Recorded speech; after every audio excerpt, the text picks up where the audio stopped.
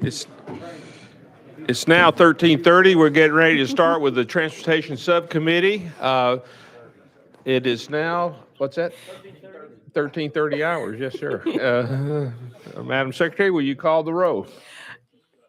Representatives Carr, Darby, Glenn, Harris, Hazelwood, Howell, Marsh, Pearson, Russell, Sherrill, Towns, Vital, Wright, Chairman Whitson. Here. Chairman, you have a quorum. Thank you. And do we have any announcements or personal orders from the committee?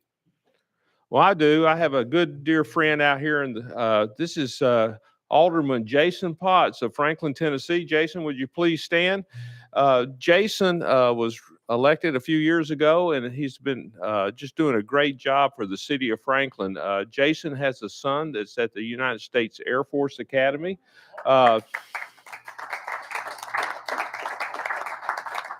Him and his wife joined us last Saturday night for a great event in Franklin at the African American Historical Society dinner. And Jason is just a great leader in our community and a dear friend and a terrible poker player. Okay, so no, he's not. But anyway, Jason, welcome to the Transportation Subcommittee. Glad to have you here. Okay, first up, Chairman Howe.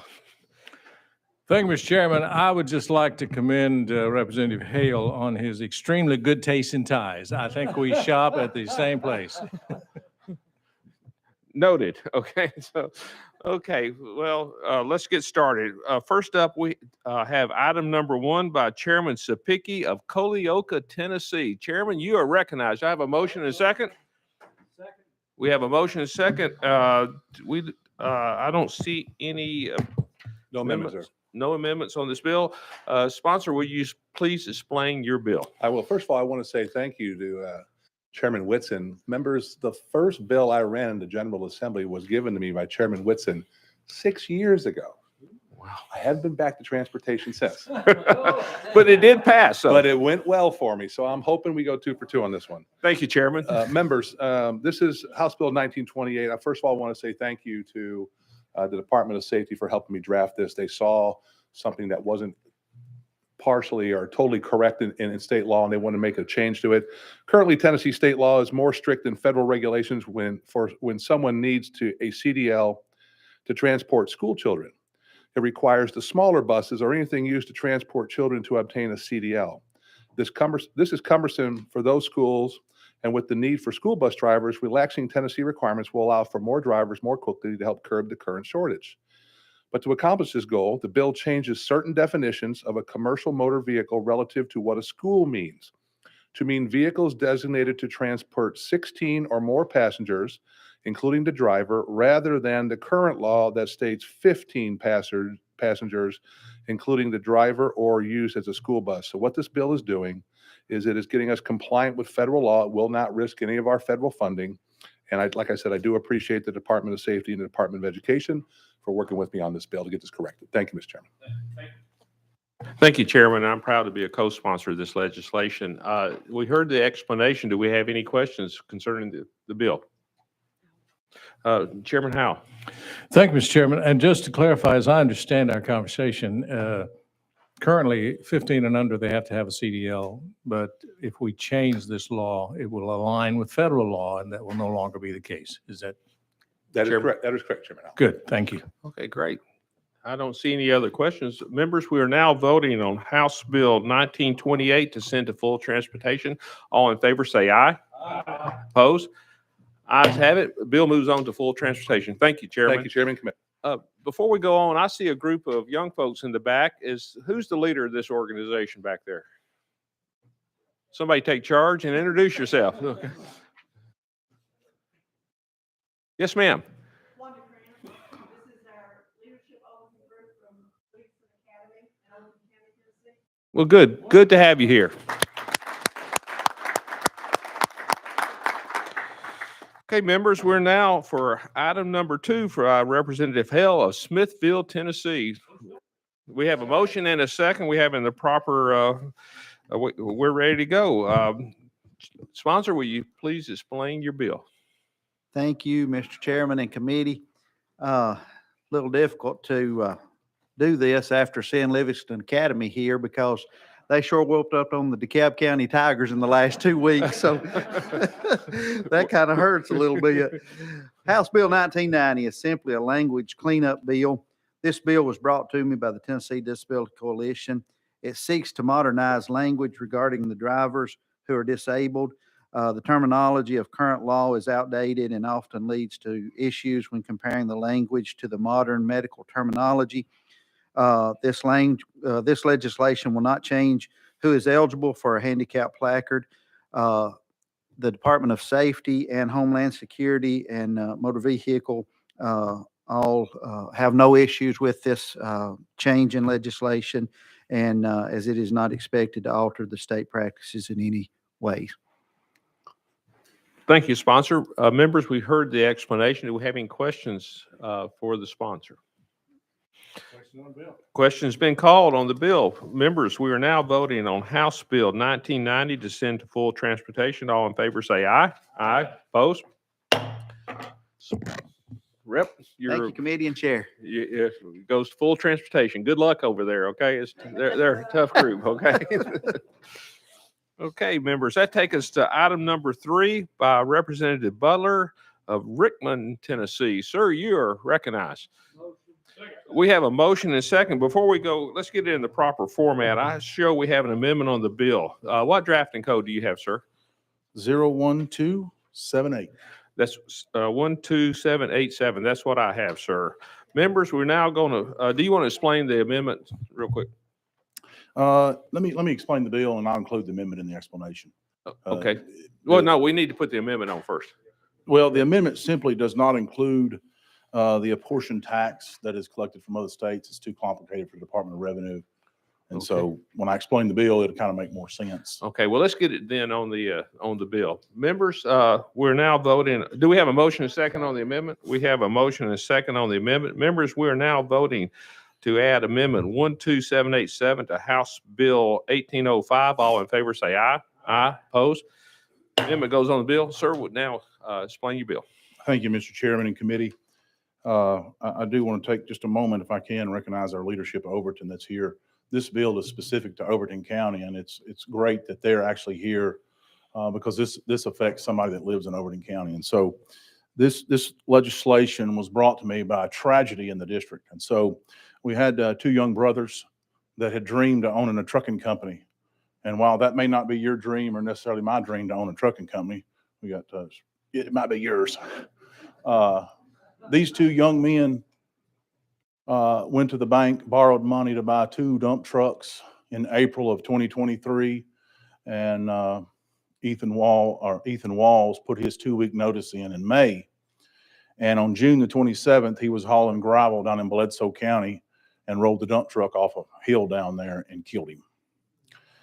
Very unfortunate circumstances.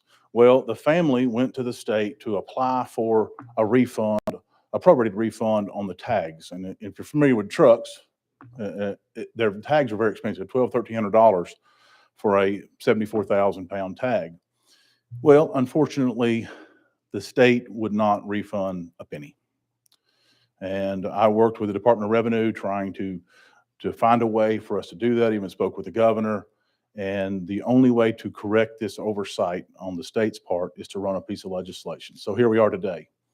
This legislation would allow a prorated refund of a commercial license plate, which is commercial vehicles, to be awarded to somebody that was killed. And it only affects trucking companies with 3 or less trucks. Owner operators is our focus. It's not going to help the big trucking companies, won't have any applicability to them, but it will help our owner operators and help specifically this family that was faced with this tragedy last year. And I can't help but mention, I remember seeing, I didn't know this family, but I was touched by their story on Facebook. And so we actually participated. I drove one of my dump trucks in their funeral procession just to honor this young man, and was touched by the story of a young man that put everything on the line and borrowed the money and started his trucking company to pursue his dream. And unfortunately, they, in that case, we're not able to get that refund, but I'm here before you today to ask your support of this legislation so that we can correct this for future folks. And so I'll be glad to answer any questions and renew my motion. Okay, thank you for that explanation. Do we have any questions? Representative Pearson, you're recognized. Thank you, Chairman, and thank you, sponsor, for the bill. My brother actually owns a trucking company in Arizona, and so I appreciate the story that you shared and the importance of this, and really commend that this legislation comes from the community as a request to address an issue that's a problem in our state. And even looking at this financially, it doesn't look like it would have serious impacts to the Department of Revenue. And so just appreciate this legislation and look forward to supporting it. Thank you. Sponsor. Next up, Speaker Marsh, you're recognized, sir. Thank you, Mr. Chairman. And do you have any idea how many people would this would affect in a year? Sponsor. Thank you, Chairman. The fiscal review has estimated about 10 people this would affect. And so there is a very small fiscal note on this legislation. They've estimated there would be 10 people this would apply to, and they would be refunding basically 6 months. That's the way they came up with their estimate.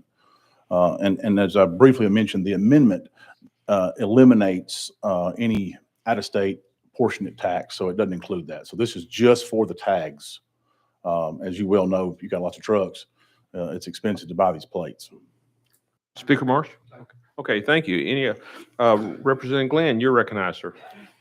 Thank you, Mr. Speaker. I'm sorry, Mr. Chair.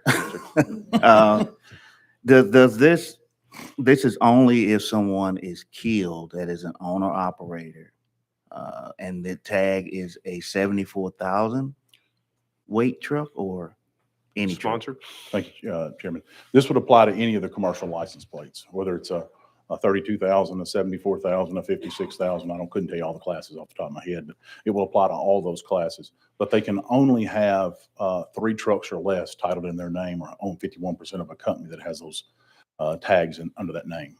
Representative Glenn. That's all I have. Thank you.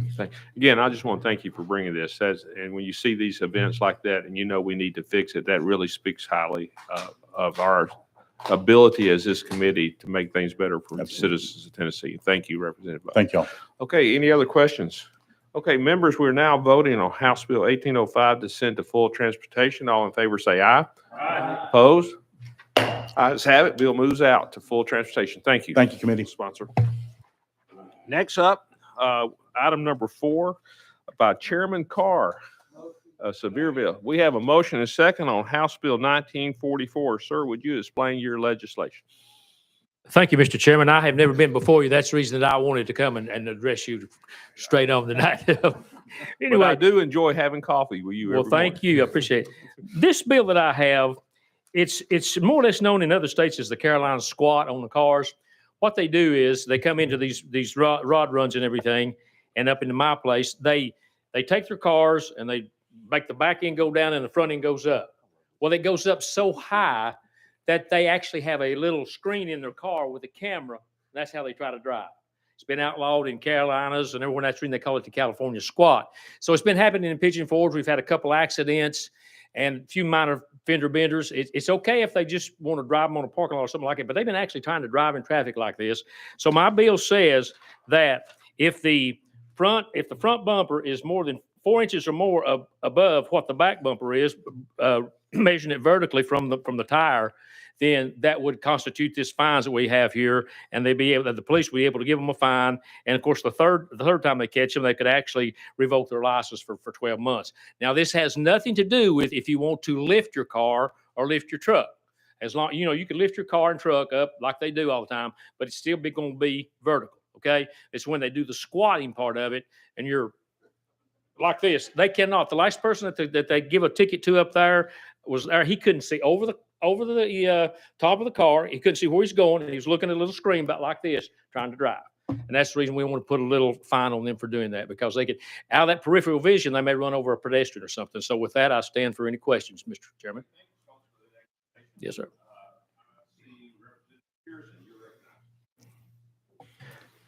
Thank you, Chairman. Yes, Thank sir. you, Thank you. sponsor, as well for your presentation. I have some reservations about this legislation, particularly just to start. Did the Department of Safety come to you as well, saying that this was a problem? And kind of hearing your explanation and looking at the legislation here, if I'm at section B, where you mentioned the violation, Mhm. and where you say the height of the fender is a vertical measurement from and perpendicular to the ground through the center line of the wheel and to the bottom of the fender. And I take what you're saying is that, folks are having a camera to drive. Are you mentioning anything related to the camera to drive as a part of this legislation? I did not, no, sir. So the challenge that you just articulated, or the question, the example that you gave us, was an individual whose car was raised, who was trying to drive using the screen. Yes, sir. Similar to that. Chip? That's correct. Okay. Thank you. But the legislation is not addressing, in effect, like that particular example. Thank you. It did not address that because we have had them that was jacked up like that they've tried to stretch their deck up and try to drive. But this particular ones that we are challenging, that's the reason we only use the 4 inches above the back, because you could still do that and maybe try to, but a lot of them are still using this screen like that to try to drive, and it's very dangerous. And so is the expectation that law enforcement will be looking or carrying some ruler of some sort to make sure that it's, 3 8 of an inch instead of 4 inches? Like, what is the enforcement possibility here? Thank you. They have, just like on the highway, when we're Tennessee Highway Patrol and they roll up their truck, they have their scales, they have their weights, they have their measuring tapes. They would measure that, as it says, from the bottom of the tire up to the bottom of the bumper on the back. And if that front end is 4 inches more than that, they would come under this to be fined for it. Yes, sir. Okay, well, I understand the issue that you're trying to address. I think the implementation of it would not be very effective. And I'm also concerned at legislating for law enforcement to have further engagements with our constituents and with people in our communities that, from at least the explanation that we have thus far and the way that this is written, actually wouldn't address the issue that you articulated at first. And again, increasing the fines as they go along, $250, $500, $500, and then giving notice to the Department of Safety about this happening, still, in my opinion, is not addressing the problem that you articulated, which is someone driving with a camera and not having the view that they want. And then it's actually using law enforcement to deal with, measuring whether or not somebody's car is raised up, or rather than other very critical and serious issues that I believe that they should be focused on. And so those are some of the challenges that I see currently with this legislation. And so don't believe that I'll be able to support it. But thank you for answering the questions. Chairman? Thank you. Well, thank you, Representative Pearson. But one thing about this, they've outlawed it all in around surrounding states in North Carolina, South Carolina, like that. And when we have a rod run over there, here they come. And we've had 4 or 5 wrecks. And so that's the reason this law is measured after the other laws. And so that's the reason I'm bringing the law, just to try to keep them a little more orderly when they come to these rod runs. Representative Pearson? Yes, just, what are you saying? Rod roads? Rod runs. The rod runs. We have rod runs in Pigeon Forge and in Sevier County, and you have anywhere from hot rod cars to antique cars, and they go constantly up and down the streets, up and down the streets. And that's particular. They've come over to Sevier County. They've started them there and in Pigeon Forge, and we have probably at least what we call 4 big rod runs a year, and you absolutely cannot get through Pigeon Forge when those rod runs come in. Representative Pearson? And so it's part of this intended to prevent the rod runs from coming No. through those times? Chairman? It's not to prevent them from coming. Most of the rod runs, when they come and they display their hot rods or whatever like that, they're on the parking lot, they're on the side. But these have actually tried to get out into the traffic. And if you'll notice, most of the rod runs, when they bring those really expensive cars in, they trailer them in. But these have had to try to get out in the traffic and try to drive. And it's just caused some problems. Thank you. Representative Pearson? Thank you, Chairman. Okay. Thank you, sponsor. Thank you. Chairman Howell, you're recognized, sir. Thank you, Mr. Chairman. And Chairman Carr, thank you for this bill, because the key issue of this is safety. We have a department called the Department of Safety, and That's their main focus. Number one issue is safety. And I've been to some of these types of car shows. We have one in Cleveland, in fact, during the summer, every other Saturday. I love to go look at those cars. I do. But some of them shouldn't be on the street driving because they're just not designed where there's good visibility. And some of it I've seen, and I think you mentioned this in our conversation, they're jacked up so high that the driver's actually looking at the sky. Yes, sir. And the camera is not like our human eye. We have a lot of peripheral vision. The camera does not. So they have a narrow vision, and the safety factor really skyrockets in a case like that. So I think it's a good bill.